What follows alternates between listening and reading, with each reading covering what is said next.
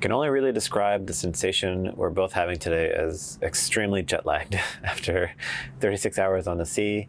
Just tough to like kind of get everything together and do anything. But our friends this morning gave us some really good piece of advice, which was just treat yourself today, just relax, go celebrate. It was a big passage and we deserve to just kind of like decompress for a little while. So we're going out to dinner with a friend tonight.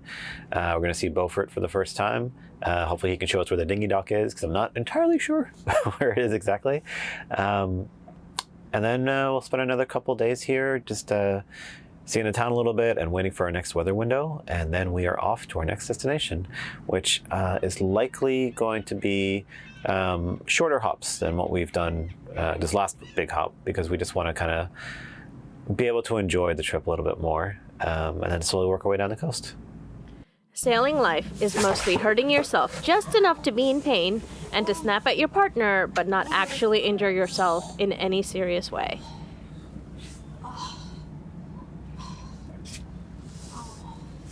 And then realizing this and carrying on.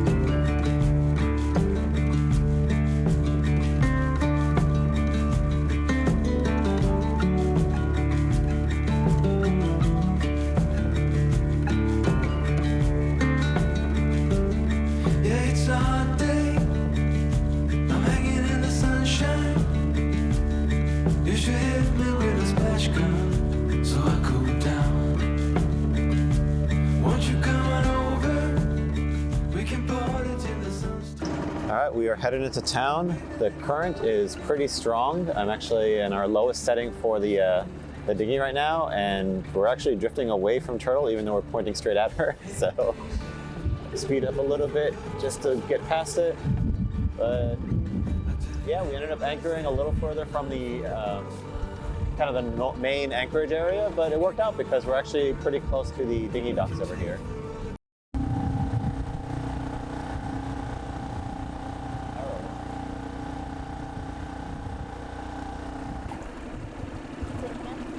Oh, look, there's a little spot over there. We spent the day walking about this cute little town by the shore, enjoying its beautiful boardwalk and constant boat traffic, and of course... It's been a very long time because it's been so cold, but you know what time it is. Ice cream time. We've really enjoyed our time here in Beaufort. We actually have probably 2 more days before we're really ready to go with a weather window. So what we think we're going to do tomorrow is actually set off on a little sail over to a place called Cape Lookout, which is about 2 hours from here. Just taking a little bit more isolation away from a bustling town. And there might be horses there as well, wild horses. So we're excited to see that. So we're going to hang out with some more friends in town tonight and then probably lift anchor tomorrow. An issue we've had since we've owned Turtle has been that whenever we fill her up at a diesel pump, which is the main thing that we use to power our engine, we actually see that it bubbles back up really quickly. There seems like there's a lot of pressure on the tank, and the root cause of that is almost definitely going to be that the vent, the little air hose that comes out of the tank and provides a place for the displaced air to go when you're filling it, isn't working or is blocked. So we've gotten to the other end of this hose down here, which is the hose that leads to the tank. And we can see that it seems like it's blocked. There seems like there's fluid inside of it. I've just gotten that hose off. And what we're going to try to do now is figure out, is the hose blocked or is the thing that connects the hose to the tank blocked? There's sometimes a filter there. It can corrode over time and get completely blocked. So that's what we're trying to figure out right now.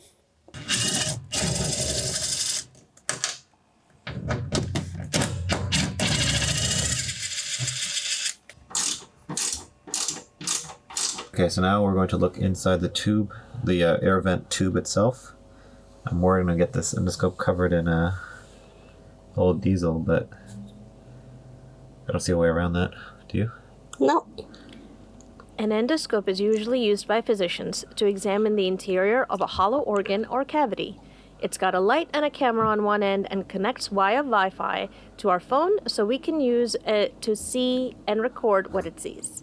It's not originally meant to go through metal tubes with tight turns, so manipulating it was a little hard, but we got enough information to confirm our suspicions.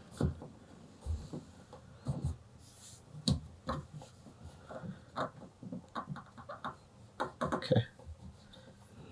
About as far as the bendy wire will let me go, but so far it's clear.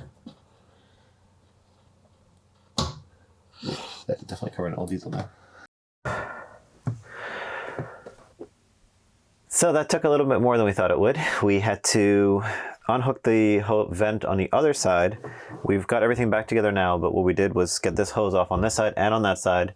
I blew through it carefully, and I was able to push the diesel that had gotten stuck in there over time out this side and spun and collected it. Unfortunately, I blew it a little too hard, and some of it got in our face and to our mouths. So we had to clean up a little bit, but it's all good now.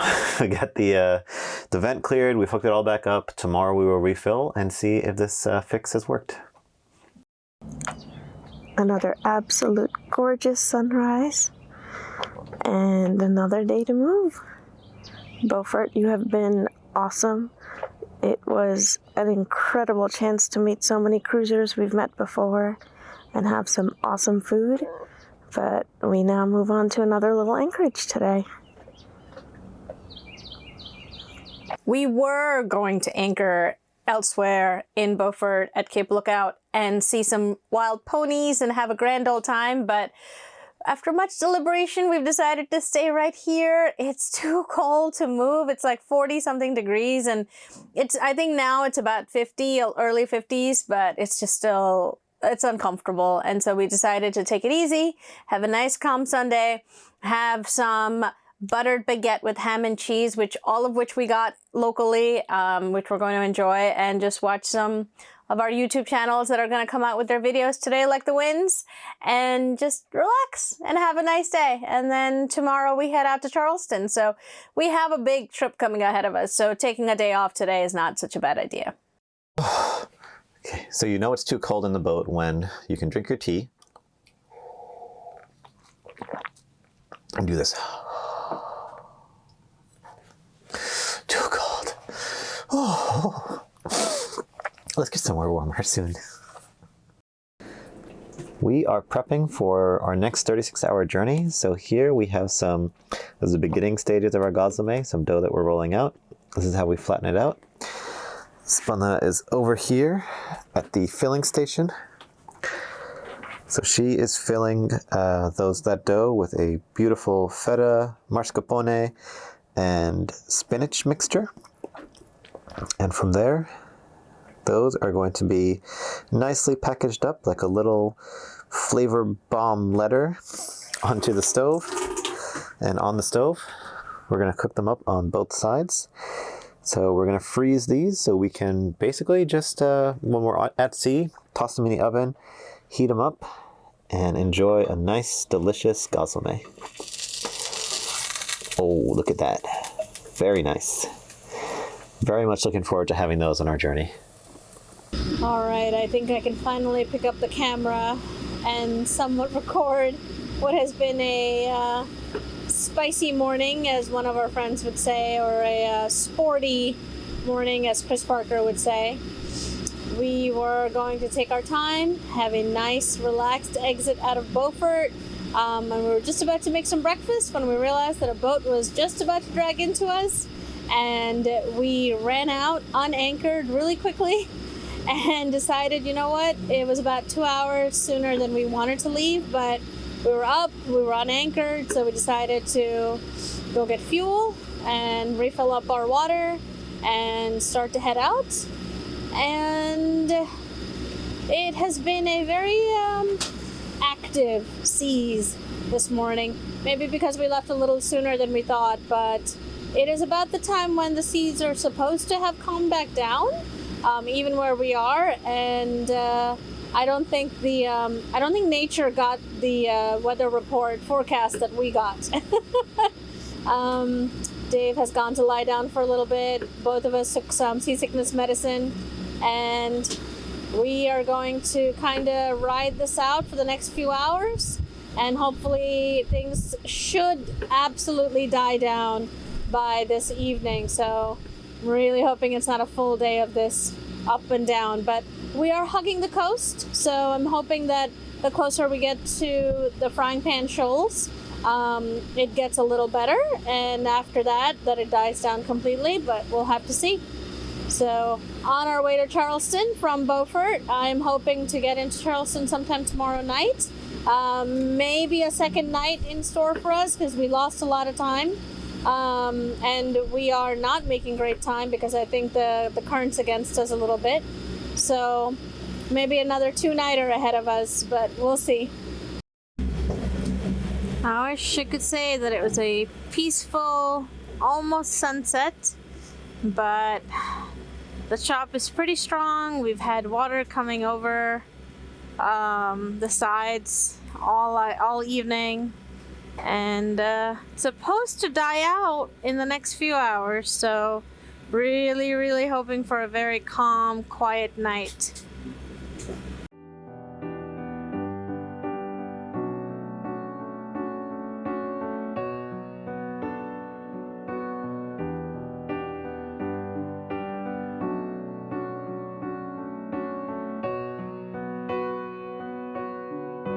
I could never get enough of this old piano. Oh, the crashing sound of the breaking waves down here. Now I've been sitting here most of the day. Don't know why it's so hard to tear myself away.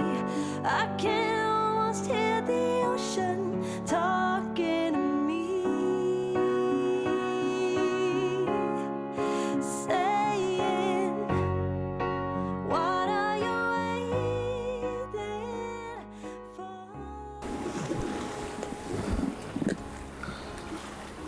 for? Other than the occasional groaning of the lines, super quiet night now that we finally got the sails in. The sea state's still pretty rough, as you can see from the bouncing of the camera, but so far it's been much better than it was before. And just having the sails up and not the engine on just feels very nice. Good to sail again. It's start of the night shift, so I'm just going to be keeping an eye out for anything out there. So far it's very empty. We're the only ones anywhere around us as far as I can see. So just need to keep the sails well filled and hope that the wind stays with us.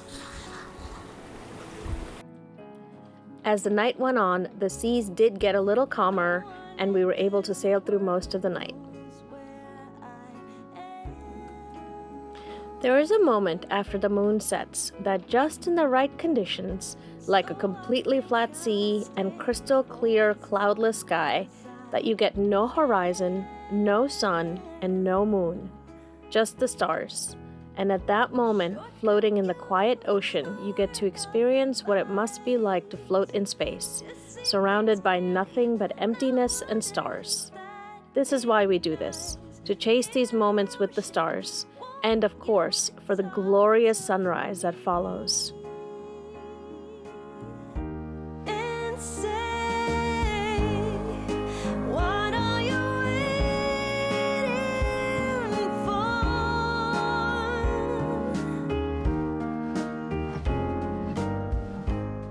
When love is Pizza time! Oh, one of my weird little favorites was school lunch pizza, the oblong pizza. So we got some frozen ones. Let's see if they actually live up to the nostalgia. Oh, oh, hot, hot, hot.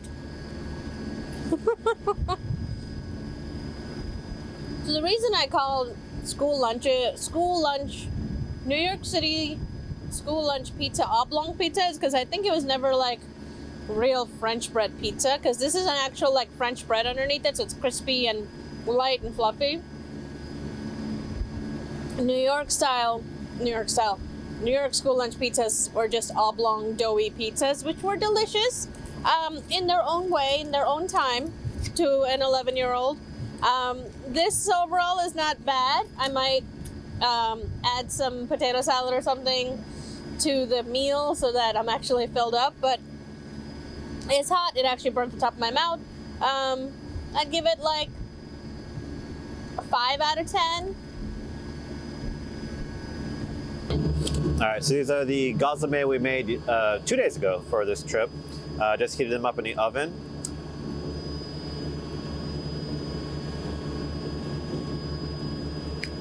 Very, very tasty.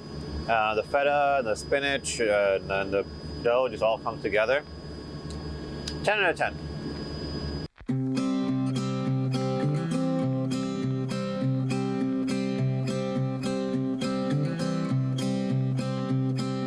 Clouds and thunders standing in my way, but I must try to figure it out anyway. Songs of worries travel with the storm, but I must try to figure it out alone. Yeah, I must try to figure it out alone. And now, ooh, when you're gone, ooh, I know things won't be the same no more, I'm sure. It'll take a while 'cause I'm still sore, yeah, now, ooh, when you're gone, ooh, I know I still have a long way to walk, I'm sure. It'll take a while to reach the golden shore. Walls and mountains standing in my way, but I must try to figure it out anyway. Tales of worries travel with the storm. Dolphins really are the ambassadors for sailors. As the winds and sea state worsened, so did our journey, and even though the dolphins cheered us up for a lot of it, the seas got much rougher, and as night fell, we realized that we couldn't quite make it to Charleston and we had to make a hard decision. Join us next time for the end of this story.